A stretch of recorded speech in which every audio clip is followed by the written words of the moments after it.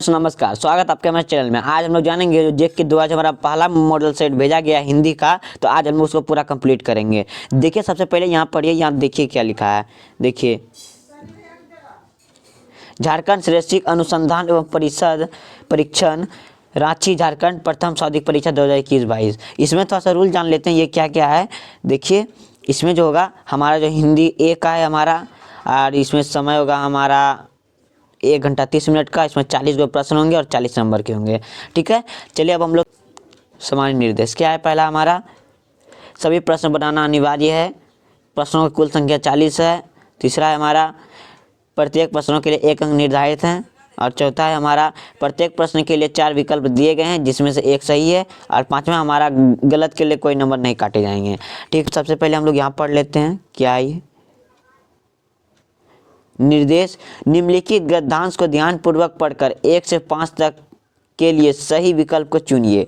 देखिए आप इस गद्यांश को सही तरीका से पढ़ लीजिएगा यहाँ से लेके यहाँ तक, और हम सिर्फ आपको आंसर बता देते हैं क्योंकि गद्यांश पढ़ेंगे तो बहुत समय लग जाएगा। ठीक है, तो आप अच्छा से गद्यांश इसको पढ़ लीजिएगा और इसका आंसर भर। सबसे पहला प्रश्न है मातृभूमि, दूसरा है स्वयं, तीसरा है धन और चौथा है धर्म। तो इसका आंसर होगा भूमि। ठीक है, तो चलिए हम लोग पहला आंसर कर लिए। चलिए हम लोग दूसरा आंसर करते हैं। हमारा दूसरा प्रश्न है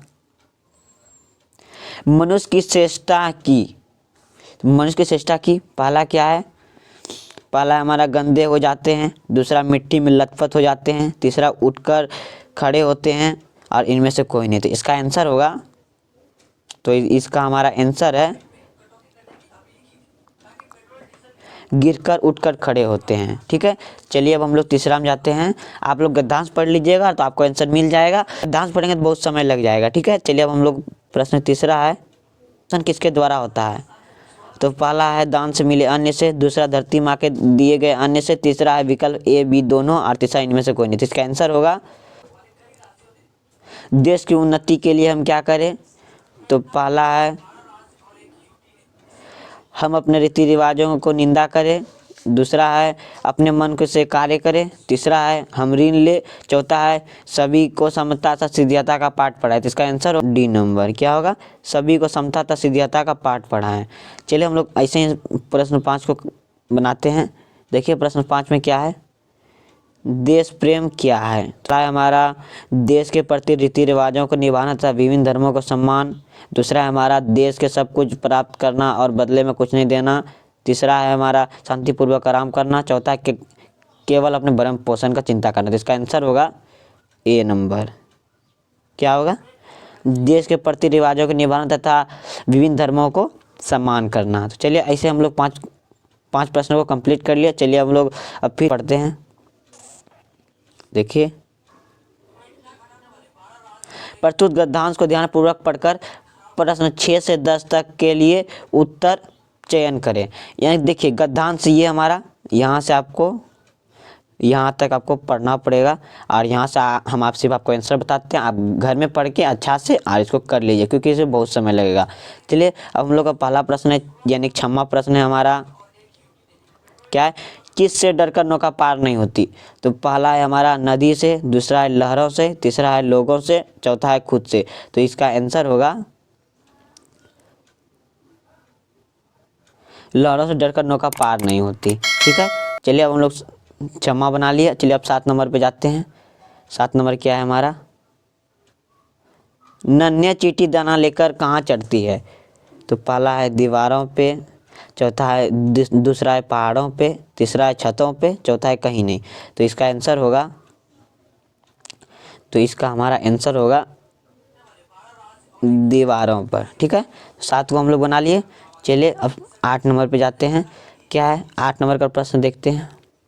8 नंबर का हमारा यहाँ प्रश्न है मन का विश्वास रंगों में क्या भरता है? पहला है भय, तीसरा है साहस, चौथा है निराशा। तो इसका आंसर होगा हमारा, ठीक है। चलिए हमने इसको भी कर लिया। चलिए अब 9वां प्रश्न जाते हैं। क्या लिया है हमारा, सिंधु में डुबकियां कौन लगाता है? तो पहला है चींटी, दूसरा है लहरें, तीसरा है गोताखोर, चौथा है कबीर। इसका आंसर होगा ठीक है, चलिए हम लोग अब 10वां प्रश्न में चलते हैं। देखिए 10 प्रश्न हमारा क्या है, कैसे लोगों को हार नहीं होती। तो पहला है डराने वालों को, कोशिश करने वालों को, कोशिश नहीं करने वालों को। तो इसका आंसर है हमारा सी नंबर। सी नंबर में क्या है, सी नंबर में हमारा कोशिश करने वालों की हार नहीं होती। ठीक है, ये जो पोएम है क्लास 8 का है। अब चलिए हम लोग अब खंड खो में जाते हैं। खंड खो में देखिए क्या है, खंड खो है हमारा और ये हमारा व्याकरण। अब हम लोग जानेंगे व्याकरण। सबसे पहला प्रश्न है हमारा, देखिए सबसे पहला प्रश्न है, इनमें से किस वाक्य में आकर्मक क्रिया है। ठीक है, तो पहला है सीता गाना गाती है, दूसरा वह किताब पढ़ता है, तीसरा मोहन खुश हो रहा है, चौथा लता चाय पी रही है। अगर सकर्मक आकर्मक आपको नहीं आता है, देखिए इसको पहचानने की एक ट्रिक है। कर्ता को निकाल लीजिए, उसमें क्या और किसको जोड़ लीजिए। अगर उसका पूर्ण शब्द मिल रहा है, यानी पूरा पूर्ण वाक्य बन रहा है, वो दोनों मिलाने से तो सकर्मक क्रिया होगा। अगर नहीं मिल रहा है तो वह कर्मक क्रिया होगा। तो सीता खाना खाती है, तो खाती करता, तो इसमें क्या और किसको जोड़ेंगे। क्या खाती है, खाना खाती है, और क्या खाती, खाना खाती, किसको खाती, खाना खाती है। चलिए फिर ऐसे ही दूसरा हम लोग देखते हैं। दूसरा देखते हैं क्या है, वह किताब पढ़ता है, तो क्या पढ़ता है, किताब पढ़ता है, किसको पढ़ता है, किताब को पढ़ता है। शीशा देखते मोहन सो रहा है, क्या सो रहा है, किसको सो रहा है, इसका नहीं मिला। तो हमारा क्या हो जाएगा ये आंसर, ये हमारा हो जाएगा सी नंबर आंसर। ठीक है, आपको दिखा। चलिए अब ऐसे हम लोग प्रश्न 12 कंप्लीट करेंगे। कौन सा वाक्य सकर्मक क्रिया का उदाहरण है। तो हमने क्या बोला, क्या और किसको जोड़ेंगे। तो पहला है बच्चा सो रहा है, दूसरा लड़का हंसता है, तीसरा सीता खाना खाती है, चौथा पक्षी उड़ रहा है। देखिए सबसे कर्ता को निकाल लेंगे, उसमें क्या और किसको जोड़ देंगे। बच्चा रोता है, तो रोता कर्ता क्या रोता है, किसको रोता है, तो ये हमारा हो गया, ये हमारा कर्म, क्योंकि इसका वर्ड नहीं निकला। दूसरा देखते हैं, लड़का हंसता है, क्या हंसता है, किसको हंसता है, इसका भी नहीं मिला। देखिए लड़का हंसता है, क्या हंसता है, किसको हंसता है, इसका पूर्ण वाक्य नहीं मिला। अब तीसरा देखते हैं, सीता खाना खाती, क्या खाना खाती है, किसको खाना खाती है, यानी कि खाने को खाना खाती है। तो ये हमारा हो गया क्या, सी नंबर आंसर। क्या, सीता खाना खाती है। तो चलिए अब ऐसे ही हम लोग दूसरा बनाते हैं। प्रश्न 13 क्या है, प्रश्न 13 हमारा देखिए, प्रश्न 13 है, जलज के अनेक आर्थिक शब्द नहीं है। तो इसका आंसर होगा हमारा, इसका आंसर होगा बादल। ठीक है, अब चलिए ऐसे ही प्रश्न 14 को हम लोग कंप्लीट करेंगे। प्रश्न 14 है हमारा क्या है, दो पदों या शब्दों के मेल से क्या बनता है। तो हमारा बनता है, हमारा समास बनता है।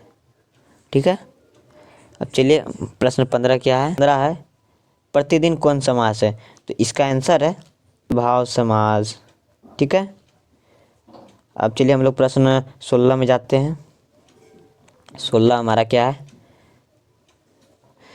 है जो कंठ नीलकंठ किस समाज का विग्रह है।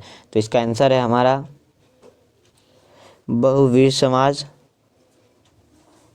चलिए अब प्रश्न 17 जाते हैं। प्रश्न 17 क्या है, जब वर्षा होती है तो मोर नाचने लगते हैं। रचना के आधार पर वाक्य के भेद हैं, तो संयुक्त वाक्य। ठीक है, हमारा इसका क्या आंसर है, संयुक्त वाक्य। चलिए अब हम लोग ऐसे प्रश्न 18 में जाते हैं। क्या है प्रश्न 18 देखते हैं। बस प्रश्न 18 जैसे कि आपको दिख रहा है, जिस वाक्य में कर्ता को एक काम को प्रधानता दी जाती है वह कौन सा वाच्य है। ठीक है, तो चलिए पहला है हमारा, तो इसका आंसर क्या है हमारा होगा इसका कृतवाच्य। ठीक है, अब चलिए अब हम लोग प्रश्न 19 में जाते हैं। क्या है प्रश्न 19, बालक चांद डैश को देख रहा है। तो इसका आंसर होगा बालक चांद की ओर देख रहा है। ठीक है, चलिए अब प्रश्न 20 देखते हैं। प्रश्न 20 है, निम्न में से कौन शब्द समुच्चय बोधक है। तो समुच्चय बोधक होता है जो कि बीच में दो शब्द को जोड़े, बीच में लग के दो शब्द जोड़े। तो इसका आंसर होगा, देखिए धीरे धीरे तो जोड़ता नहीं है, अरे भी जोड़ता नहीं, तो इसका आंसर होगा क्या हमारा अथवा। देखिए आयुष खाता है अथवा पीता है, तो ये दो शब्द को जोड़ा तो इसी को हम सरमुच्च बोधक कहते हैं। सरमुच्च बोधक हम उसे कहते हैं जो दो शब्द को जोड़ता है बीच में लग के, ठीक है। ऐसे ही हम लोग ने प्रश्न 20 को कंप्लीट किया। अब चलिए हम लोग आगे चलते हैं। देखिए अब हम लोग ने खंड को और खो कंप्लीट किया, अब हम बनाएंगे खंड गो, ठीक है। पाठ्य पुस्तक यानी कि ये पाठ से आएगा, यानी कि ये पाठ से प्रश्न है तो आपको पाठ पढ़ना पड़ेगा। उतना तो हम समझा नहीं पाएंगे क्योंकि ये बहुत लेट लग जाएगा। चलिए पहले हम लोग यहाँ निर्देश देखते हैं क्या दिया है। निर्देश, प्रस्तुत गद्यांश को ध्यानपूर्वक पढ़कर प्रश्न संख्या 21 से 24 के लिए सही उत्तर का चयन करें, ठीक है। देखिए आप यहाँ घर में यहाँ से यहाँ तक पढ़ लीजिएगा। चलिए हम आपको आंसर बता देते हैं। तो हम लोग प्रश्न 21 का बनाते हैं, ठीक है। गद्यांश आप पढ़ लीजिएगा। प्रश्न 21 है कि इस पद के रचयिता कौन है। ये जो हमारा ये जो दिया हुआ है हमारा जो ग्राफ, ये जो गद्यांश दिया गया है तो इस बोल रहा है इसका रचयिता कौन है, ठीक है। तो इसका रचयिता है हमारा, तो इसका रचयिता है सूरदास, ठीक है। चलिए प्रश्न 22 देखते हैं। प्रश्न 22 है हमारा, गोपियाँ किसकी अनन्य भक्त थी। तो इसका आंसर होगा कृष्णा की, ठीक है। प्रश्न 23 है हमारा, पुरैन पात का क्या अर्थ है। तो इसका आंसर है कमल के पत्ते, ठीक है। चलिए तो हम लोग प्रश्न 24 देखते हैं। प्रश्न 24 है हमारा, गोपियाँ ने उद्धव का व्यवहार की तुलना किससे की। क्या है, कमल के पत्ते और तेल की मटकी से की, ठीक है। चलिए अब हम लोग ऐसे ही प्रश्न, अब फिर निर्देश एक आया है, फिर निर्देश को देखते हैं क्या है निर्देश में। निम्नलिखित प्रश्नों को सही विकल्प का चयन करें, ठीक है। ये हमारा पाठ्य पुस्तक देगा, ठीक है। तो आपको बुक पढ़ना पड़ेगा, हम बता देंगे कि बुक में कहाँ मिलेगा, ठीक है। देखिए हमारा पहला प्रश्न है, यानी 25 प्रश्न है हमारा, 25 नंबर। देखिए, किस महीने के चारों तरफ हरियाली छा जाती है, अट नहीं रही है, कविता के आधार पर बताइए।